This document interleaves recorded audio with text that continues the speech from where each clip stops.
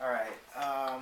Through the process of starting out this class, we've been doing drawings and iterations from a story, and my drawings have been unsuccessful. So I started working with an object, and being object oriented, I started creating something abstract and driven by a narrative of a movie of the Russian film. And starting off with these little constructs or these little ideas, they were just made out of wood and just the idea of being related to the movie more as the kids and the father, the relationship between them, the the the connection and disconnection between them. Being that it's wood, it's easy to manipulate. Kids are easy to manipulate, and being that it's scarred, it's just the way the father had the effects on them. And then later, I created a larger scale of the model. Um, Moving on and so forth. I tried making a different one, and this time I tried controlling like different scars and cuts within the wood. But in the form of it, I kind of believe that it was really unsuccessful as far as a relationship between the pieces of what this construct had and what this has been. I brought these pieces just to show like a process of what I went through. If I started off with the block originally and then cut it down the size and kind of like create that formwork. In the future run of the next project, I try to create a plexi version, kind of create more of a relationship with the film, kind of put together with a photo collage and make it put sticky back on the pieces of plexi, as this whole model is going to be placed on plexi. I started working with it in a Rhino program, but try learning that in a day is kind of pretty hard.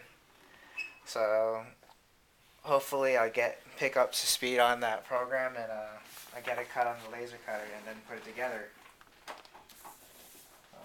Questions? More? I think that's about it. Do you know another language? Nope. No, Straight okay. up English. Straight up English. Yeah. Make one up. How are these pieces related to each other? You said they're fragments or pieces of process, how are they related? They look like there is a syntactic relation between them.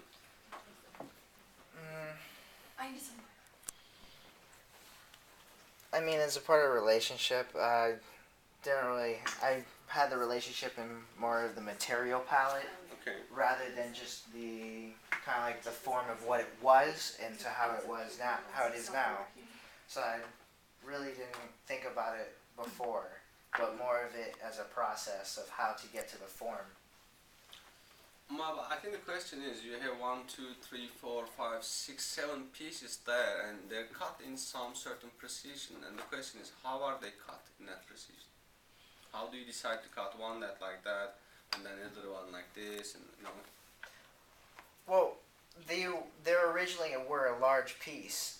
They weren't in a precise cut. These are just fragments just to show what it was before. I didn't take these fragments and cut them separately. Okay, so how do they come together? Can they come together? They cannot.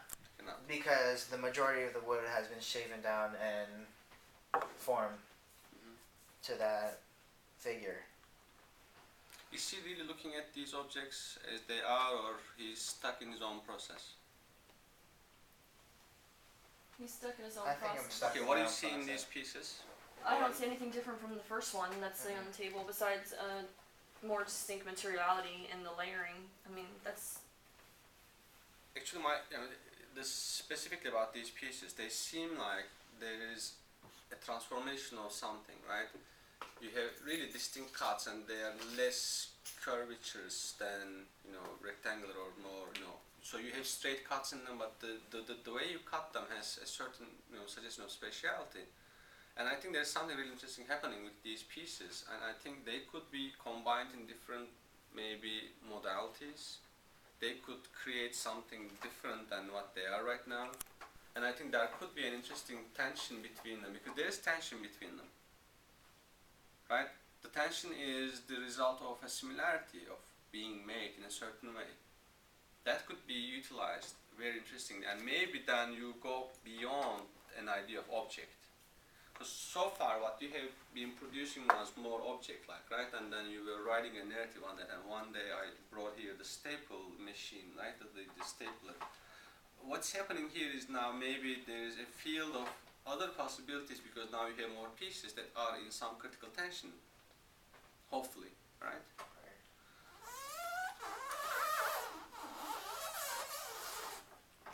I think that's about all I have for now, unless you have any more questions. Anybody? No? No questions?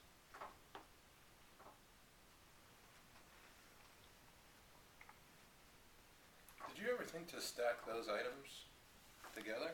Which items? These or All of them. all of them? You laid them out in a row, but to stack them to connect them somehow, like a kebab. Never. Why would you want that? I don't know. When I see them laying down here, it starts to take the form of some kind of totem. But that's what he's trying to avoid. He doesn't, I mean, that looks like a totem, this looks like a totem.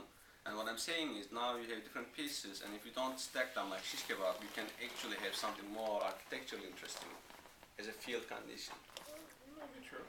Because they have a critical tension. They are already starting to speak with each other.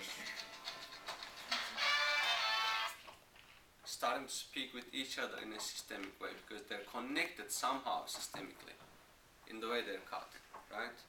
That's why they look like fragments of a larger idea. And I think it's something really interesting to utilize, because that will take you away from the totem or the object, Yeah. right? Right. It will look more like that because it has a certain systemicness of its own, which sort of creates a larger field condition, this three-dimensional field condition. So in a way, I'm kind of like switching roles.